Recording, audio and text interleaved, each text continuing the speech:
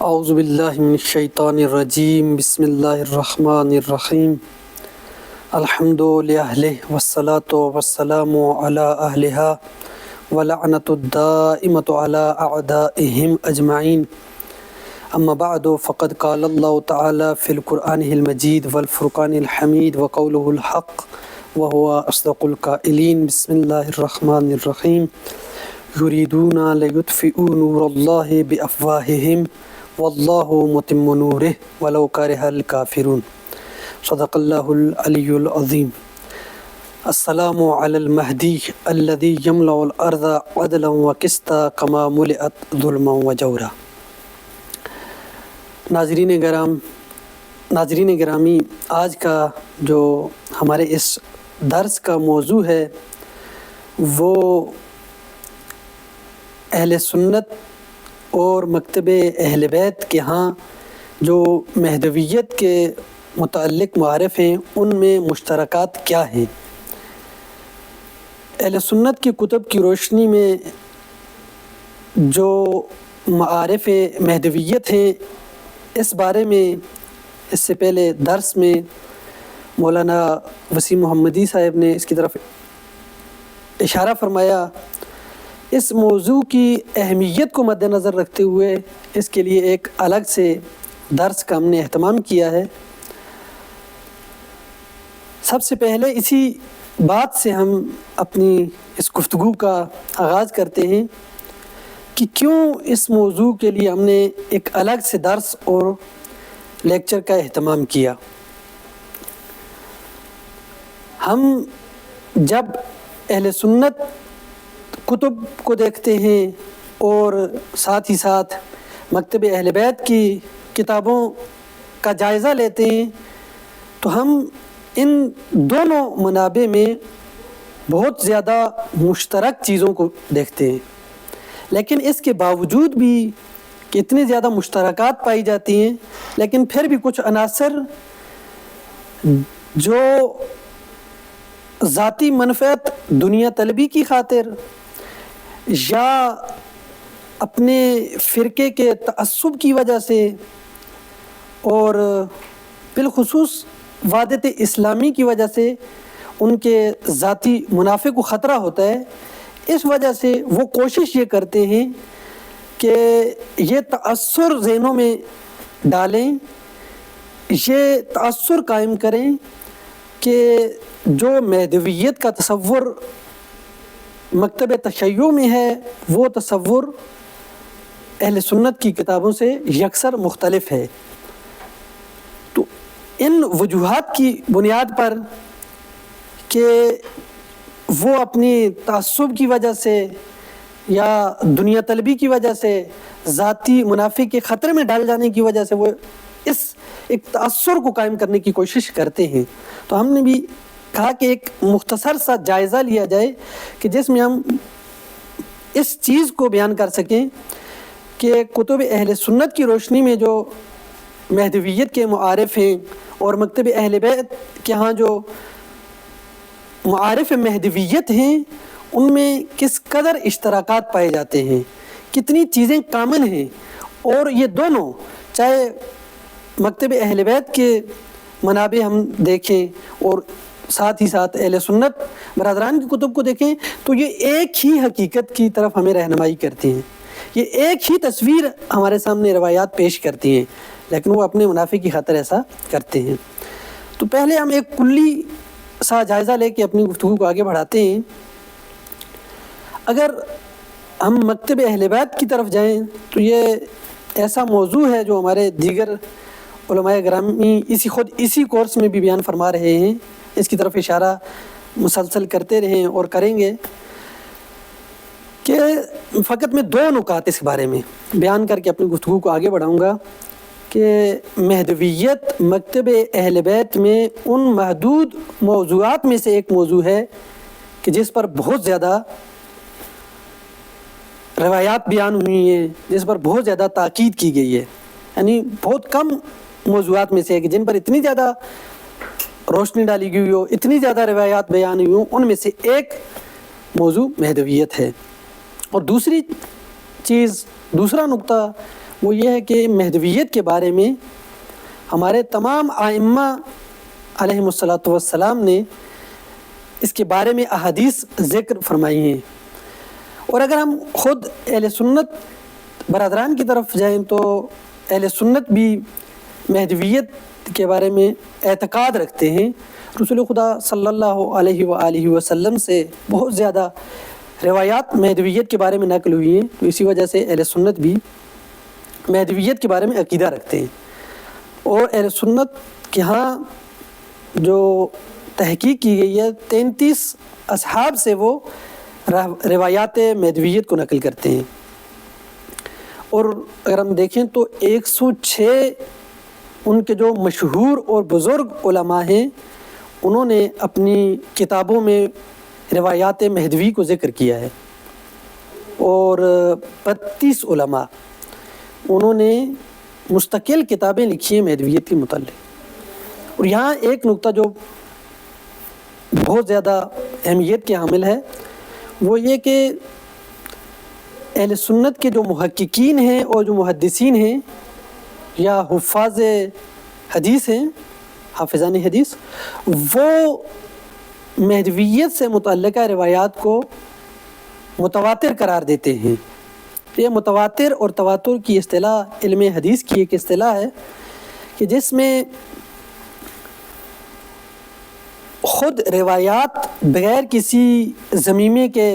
قرائن و شواہد کو ان کے ساتھ جوڑ کر ایک حقیقت تک پہنچائے بغیر خود روایات انسان کو یقین تک پہنچاتی ہیں۔ اور ہم کہہ سکتے ہیں متواتر یعنی قطعی و ثبوت، جن کا ثبوت یقینی ہو۔ تو یعنی اہل سنت کے جو محققین اور حافظین حدیث ہیں وہ مہدویت سے متعلق روایات کو قطعی و ثبوت اور یقینی سمجھتے ہیں، اور اس بارے میں تقریباً 17 جو بزرگ علماء ہیں وہ انہوں نے تصریح کی ہے، صراحت کے ساتھ شفاف الفاظ میں کہا ہے کہ روایات مہدویت، معارف مہدویت، یہ جو حدیث کی کتب میں بیان ہوئی ہے، یہ روایات اور حدیث متواتر ہیں۔ اس میں ایک جو مشہور نام ہے اہل سنت کے ہاں علامہ شوکانی، وہ انہوں نے اس بارے میں کتاب لکھی ہے التوضیح فی تواتر ما جاء فی المنتظر، اور اس میں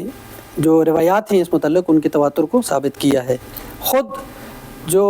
علامہ حافظ ابن حجر عسقلانی ہیں وہ بھی اسی چیز کی طرف اشارہ کرتے ہیں کہ مہدویت سے متعلق جو روایات ہیں وہ روایات متواتر ہیں، اور اس میں حضرت عیسیٰ علیہ السلام کے جو امام زمان کی ابتدا میں نماز پڑھنا اس کو ذکر کرتے ہیں۔ اب ان سب چیزوں کو دیکھنے کے بعد ہم ان مشترکات کی طرف آتے ہیں کہ کون سی چیزیں ہیں جو مشترک ہیں، کون سے معارف ہیں، کون سے نکات ہیں، کون سے مطالب ہیں جو مشترک ہیں۔ البتہ اگر ہم تمام روایات کا جائزہ لیں جو اہل سنت اور مکتب اہل بیت کے ہاں پائی جاتی ہیں تو بہت زیادہ مشترکات چیزیں میں مل جائیں گی، لیکن اگر ہم فقط معتبر اور صحیح السند روایات پر اکتفا کریں تو ہم 3 اعتبار سے اس کا جائزہ لے سکتے ہیں۔ خود امام مہدی علیہ السلام کی شخصیت کے اعتبار سے، ان کے قیام کے اعتبار سے، اور ان کی جو حکومت ہے، دولت کریمانہ ہے، اس کے اعتبار سے ہم ان مشترکات کا جائزہ لیتے ہیں۔ سب سے پہلے ہم خود امام مہدی علیہ السلام کی جو شخصیت کے اعتبار سے جو مشترکات ہیں ان کو اگر ہم دیکھیں تو نام جو ہے وہ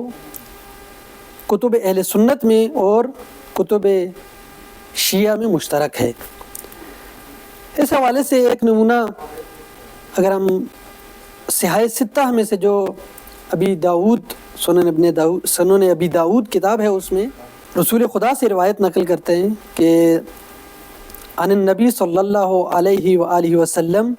لو لم یبقى من الدنیا الا یوم، کہ اگر دنیا میں سے فقط ایک دن بھی باقی رہ جائے،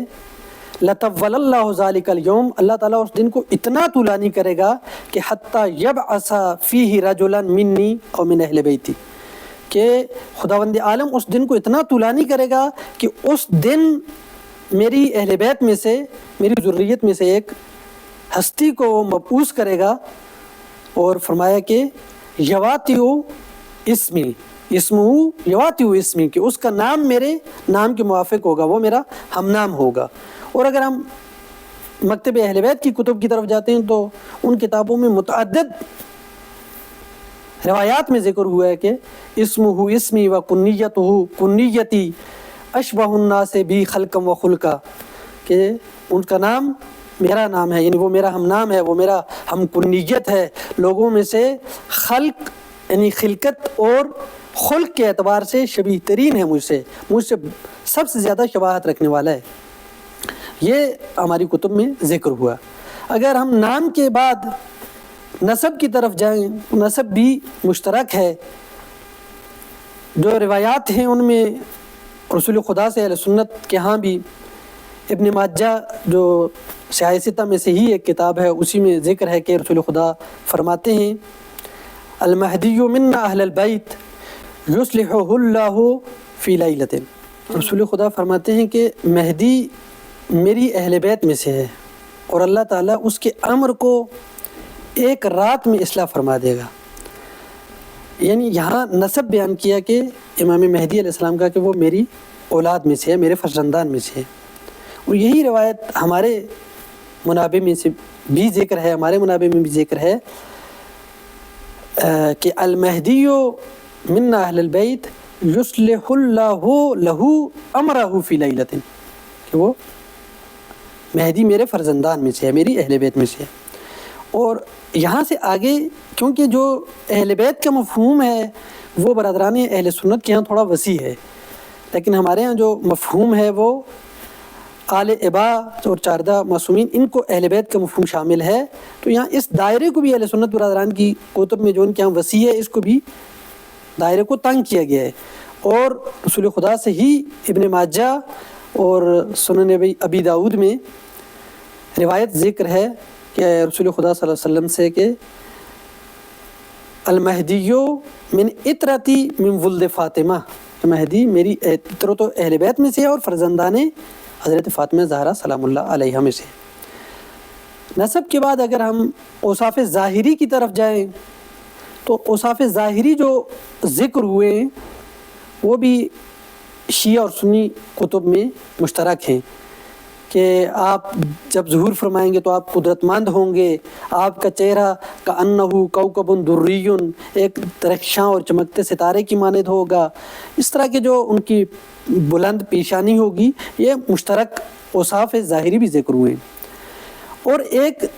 جو چیز مشترک ہے اور وہ رسول خدا کے جانشین ہونا، رسول خدا کے لیے جانشین ہونا۔ منابع اہل سنت میں اور ہمارے ہاں بھی 12 خلفاء کے عنوان سے احادیث ذکر ہوئی ہیں، جو خلفائے اثنا عشر کے نام سے روایات مشہور ہیں۔ ان روایات کی طرف مولانا صاحب نے جو ہم سے پہلے مولانا وسیم محمدی صاحب نے بھی اشارہ فرمایا۔ یہاں بھی ایک جو نقطہ اشتراک وہ یہ ہے کہ ہمارے ہاں بھی جو آخری جانشین ہیں رسول خدا کے وہ امام مہدی علیہ السلام ہیں، اور برادران اہل سنت کے ہاں بھی جو آخری جانشین ہیں وہ امام مہدی علیہ السلام ہیں۔ اگرچہ اس روایت کے بارے میں اہل سنت برادران کے یہاں اتفاق ہے، یعنی اس روایت کا انکار نہیں کرتے، لیکن فرق یہ ہے کہ ہمارے یہاں 12 کے 12 جانشینوں کا اور اماموں کا نام ذکر ہوا ہے، ان کے ہاں یعنی ایک وہ جگہ ہے جہاں انسان ان کی شش و پنج کو دیکھ کر ورطہ حیرت میں مبتلا ہو جاتا ہے کہ ان 12 خلفاء سے کون سے خلفاء مراد ہیں۔ انہوں نے اس کے لیے مختلف کوششیں کی کہ ان کے مصادیق جو معین کرنے کے لیے بہت کوششیں کی، لیکن اس بارے میں یہ مشترک ہیں کہ وہ آخری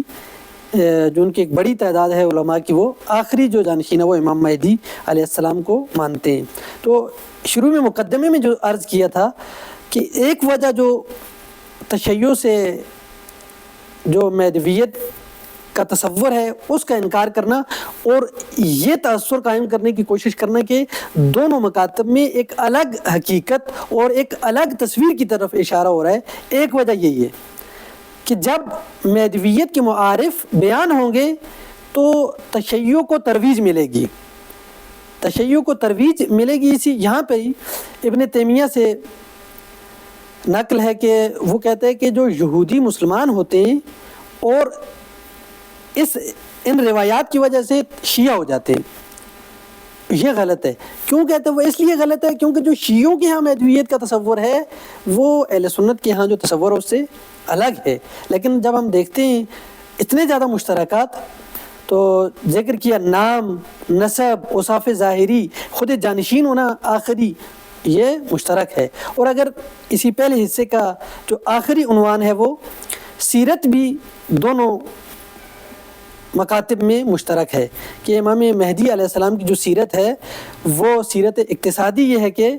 یعطی صحاحاً، روایات میں یہ الفاظ استعمال ہوئے۔ صحاح سے کیا مراد ہے پوچھا گیا، کہا کہ وہ مساوات کے ساتھ، عدل کے ساتھ تقسیم کریں گے۔ اور بخشش کے اعتبار سے ہے، روایات میں اہل سنت منابع میں بھی یہ ذکر ہے کہ وہ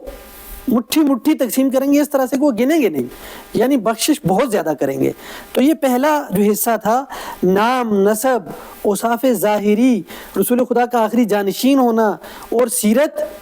یہ دونوں مکاتب کے ہاں اہل سنت اور مکتب تشیع کے ہاں مشترک ہے۔ اب ہم دوسرے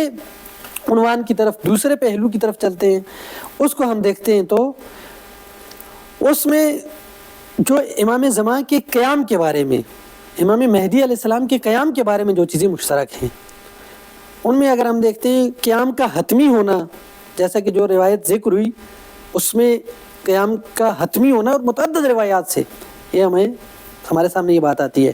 کہ حتماً قیام ہوگا، اس سے پہلے قیامت رونما نہیں ہوگی۔ لو لم یبق من الدنیا الا یوما، کہ اگر ایک ہی دن بچاؤ اس کو بھی اللہ اتنا طولہ نہیں کرے گا کہ امام مہدی علیہ السلام مبعوث ہو۔ حتمی قیام کے حتمی ہونے کے بعد جو دوسرا مورد ہے جو مشترک ہے قیام کے عنوان سے، قیام کا نزدیک ہونا۔ قیام کا نزدیک ہونا، یہ بھی جو روایت ذکر ہوئی کہ اللہ تعالیٰ امام مہدی علیہ السلام کے امر کو ایک رات میں اصلاح کر دے گا، جو سنن ابی داؤد اور ابن ماجہ میں ذکر ہے، ایک رات میں اصلاح کر دے گا۔ یعنی اس مطلب کی طرف اشارہ ہے کہ خداوند عالم ان امور کو، ان مقدمات کو بہت جلدی سے فراہم کر سکتا ہے۔ یعنی اس لیے جو ہم اپنی زیارات اور ادعیہ میں پڑھتے ہیں، انہم یرونہ بعیدا ونراہ قریبا، ہم اس ظہور کو قریب دیکھتے ہیں۔ اگر اس کے علاوہ ہم دیکھیں جو چیز مشترک ہے قیام کے حتمی ہونے کے ساتھ ساتھ، جو چیز مشترک ہے امام مہدی علیہ السلام کے جو ناصران ہیں، جو یاوران ہیں، ان کی تعداد 313، ان کے ہاں بھی مشہور روایات میں 313 ذکر ہے، مختلف روایات ہیں، لیکن یہ بھی ایک مشترک عنصر ہے۔ اور اس سے بھی اگر ہم آگے بڑھیں تو وہ محل، وہ جگہ جہاں امام مہدی علیہ السلام کے ناصران اور یاوران ان کی بیعت کریں گے، وہ ہماری کتب میں بھی جو ذکر ہے وہ غیبت نعمانی میں ذکر ہے کہ اسندا ظہرہ الی البیت، بیت الحرام، کہ وہ خانہ کعبہ سے، بیت الحرام سے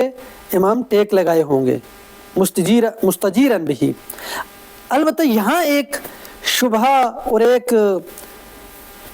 جو کوشش کی جاتی ہے تأثر دینے کی، کہ شیعوں کا عقیدہ یہ ہے کہ امام عراق سے، سامرہ سے ظہور کریں گے، جبکہ نہ ہماری کتب میں بیان ہوا ہے، نہ ہی ہمارے علماء نے ایسی کوئی بات کی۔ خود سے ہی ایک افتراء اور بہتان باندھ کے اور کہا جاتا ہے کہ نہیں، جو شیعوں کے ہاں تصور ہے وہ الگ ہے، جو مکتب اہل تسنن میں وہ الگ ہے، جبکہ ایسا نہیں۔ ہماری روایت میں تصریح کے ساتھ ہے کہ بیعت کی جگہ بھی کہاں، کہ جو حجر اسود اور مقام ابراہیم کے درمیان ناصران بیعت کریں گے۔ اور ایک جو مہم ترین عنصر ہے اور مشترک ہے وہ حضرت عیسیٰ علیہ السلام کا نزول ہے، کہ حضرت عیسیٰ علیہ السلام امام مہدی علیہ السلام کے ظہور کے وقت نازل ہوں گے اور امام مہدی علیہ السلام کی اقتداء میں نماز پڑھیں گے۔ صحیح بخاری میں یہ روایت نقل ہے رسول خدا صلی اللہ علیہ وآلہ وسلم سے کہ عن النبی صلی اللہ علیہ وآلہ وسلم کیف انتم اذا نزل ابن مریم، کہ تمہارا کیا حال ہوگا، تمہارا کیا حال ہوگا جب عیسیٰ روح اللہ ابن مریم تمہارے درمیان نازل ہوں گے، و امامکم منکم، اور جو تمہارا امام ہوگا، جو نماز کی امامت کرنے والا ہوگا، وہ تم میں سے ہوگا۔ اور صراحت کے ساتھ صحیح مسلم میں بھی یہ روایت ذکر ہے، ابن شیبہ بھی اس کے صراحت کے ساتھ بیان کرتا ہے کہ حضرت عیسیٰ علیہ السلام امام مہدی علیہ السلام کی اقتداء میں نماز پڑھیں گے۔ اب ہم نے یہ دوسرے حصے کو دیکھا کہ قیام حتمی ہے، قیام نزدیک ہے، اور یاوران کی تعداد، محل بیعت، حضرت عیسیٰ کا نزول، یہ مشترک ہے ہمارے یہاں بھی ان کے یہاں۔ اس کے علاوہ اگر نشانیوں کے بارے میں بات کریں تو وہ بھی مشترک ہے، جو قیام کے بعد جو واقعات رونما ہوں گے وہ ان کے بارے میں۔ خود اگر ہم علائم اور نشانیوں کی طرف جائیں تو سیاہ پرچموں کا خراسان سے بلند ہونا، اس کے علاوہ نفس زکیہ کا قتل ہونا، خسف بیدا، یہ چیزیں صحیح اور معتبر روایات کی بنیاد پر مشترک ہیں ہمارے ہاں۔ اور جو تیسرا اور آخری پہلو ہے وہ یہ ہے کہ امام زمان کی جو حکومت ہوگی اس میں ایک عالمی سطح پر عدالت کا قیام ہوگا، اور اسی کی طرف روایات میں جو مشترکہ روایات ہیں، یملأ اللہ الارض عدلا و قسطا کما ملئت ظلما و جورا، اور زمین اپنے اندر سے اپنے خزانوں کو اگل دے گی، نعمات خداوند عالم نازل کرے گا۔ سورہ اعراف کی آیت نمبر 96 میں اسی کی طرف اشارہ ہے، لو ان اہل القری آمنوا واتقوا، اگر بستی والے، آبادیوں والے ایمان لائیں اور تقوی اختیار کریں تو اللہ تعالیٰ آسمان اور زمین سے برکتیں نازل فرمائے گا۔ یعنی یہ امام مہدی علیہ السلام جب آئیں گے تو جب ایک مہدوی معاشرہ ہوگا، جب عدالت کا قیام ہوگا تو اس کا لازمہ یہی ہوگا۔ جب ہم نے ان تین چیزوں کو دیکھا کہ ان تینوں پہلوؤں سے معتبر اور صحیح سند روایات کی بنیاد پر اتنی زیادہ خصوصیات مشترک ہیں، اس کے بعد گنجائش نہیں رہتی کہ کوئی یہ گمان کرے کہ یہ جو اہل سنت کی کتب میں جو مہدویت کا تصور ہے وہ ایک الگ حقیقت کی طرف اشارہ ہے، اور جو اہل تشیع کی کتابوں میں ذکر ہے وہ ایک الگ حقیقت کی طرف اشارہ ہے۔ ایسا ہرگز نہیں، یہ بہت واضح ہو گیا۔ لیکن یہاں ایک چیز عرض کرتا چلوں کہ جزئی اختلافات ممکنہ ہوں کہ ہر ایک مکتب اپنی اپنی روایات کی بنیاد پر اس کے معتقد ہیں، لیکن کلی تصویر اگر ہم دیکھیں تو ایک ہی حقیقت کی طرف اشارہ ہو رہا ہے۔ اور آخری یہاں اس کے باوجود بھی جب ہم دیکھتے ہیں بعض اس میں تحریف کرنے کی کوشش کرتے ہیں اور بعض بالکل انکار، البتہ جو انکار کرنے والے ہیں وہ بہت کم ہیں۔ ان میں سے ایک کا ذکر کر کے میں اپنی آج کی اس گفتگو کو تمام کروں۔ ابن خلدون جو ایک مورخ ہے وہ انکار کرنے کی کوشش کرتا ہے، وہ کہتا ہے کہ مسلمانوں کے ہاں تمام صدیوں میں، طول تاریخ میں ایک تصور پایا جاتا ہے کہ آخری زمانے میں ایک مہدی ظہور کرے گا اور دنیا کو عدل و انصاف سے بھر دے گا۔ اور پھر کہتا ہے کہ اگر ہم یہ ہماری متعدد صحابہ کرام سے یہ روایات نقلیں اور ہماری مسانید اور صحاح میں یہ چیزیں نقل ہوئی ہیں، اس کے بعد کہتا ہے کہ اگر ہم مقایسہ کریں روایات کی تو اس کے بعد ہم اس نتیجے پہ پہنچیں گے کہ ان میں سے ایک بڑی تعداد جو روایات کی ہے وہ ضعیف ہے، اور اس کے بعد یہ نتیجہ نکالتا ہے کہ پاس یہ ایک جو تصور ہے یہ درست نہیں ہے۔ خود اسی کا جواب ایک مدینہ یونیورسٹی جو ہے اس کے ایک پروفیسر ہیں، انہوں نے عبد المحسن عباد اس نے دیا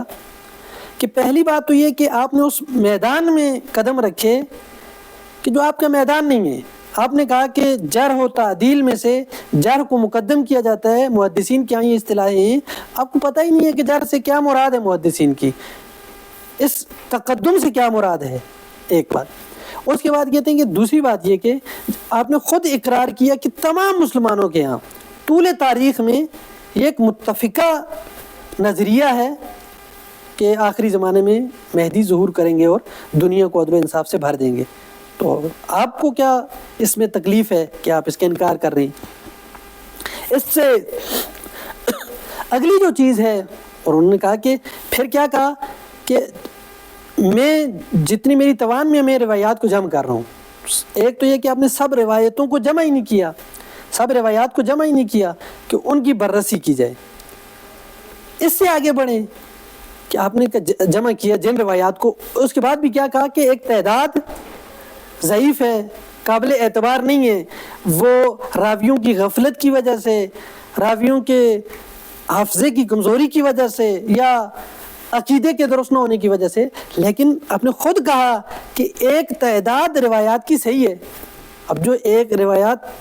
کی تعداد جو آپ نے خود اقرار کیا، اعتراف کیا کہ ان میں کسی قسم کا کوئی نقد وارد نہیں ہو سکتا، وہ قابل قبول ہیں. جب وہ قابل قبول ہیں تو ہمارے ادعا کے اس بات کے لیے وہی کافی ہیں.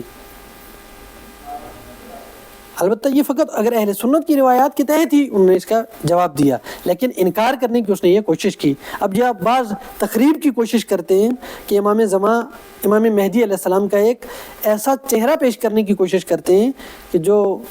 الیاذ باللہ ایک قتل و غارت کرنے والا انسان ہو. یہ بعض تقریب کی کوشش کرتے ہیں، جیسے عرض کیا کہ اگر انکار سے ان کا مقصد حاصل نہ ہو تو وہ تقریب کی کوشش کرتے ہیں یا تحریف کی کوشش کرتے ہیں،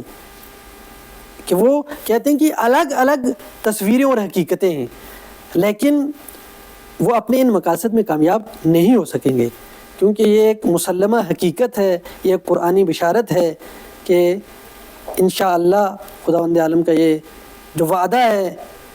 امام کا جو ظہور ہے، ہمیں دیکھنے کی توفیق ہو. لیکن یہ دشمنان اپنے مقاصد میں کامیاب نہیں ہوں گے. خداوند عالم قرآن مجید سورہ صف میں فرماتا ہے کہ وہ لوگ چاہتے ہیں کہ وہ نور خدا کو اپنی پھونکوں سے بجھا دیں، لیکن اللہ اپنے نور کو تمام کر کے رہے گا. اور اگر یہ امر کافروں کو ناگوار ہی گزرے تو کہتے ہیں، شاعر کہتے ہیں کہ نور خدا ہے کفر کی حرکت پہ خندہ زن،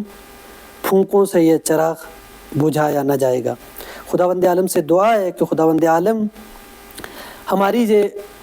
جو سعی و کوشش ہے، ہماری جو توان کے مطابق ایک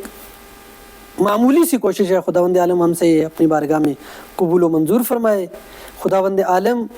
ہم سب کو امام زمان کی معرفت نصیب فرمائے، ہمیں ان کے اعوان و انصار میں شامل فرمائے. وآخر دعوانا ان الحمد للہ رب العالمین.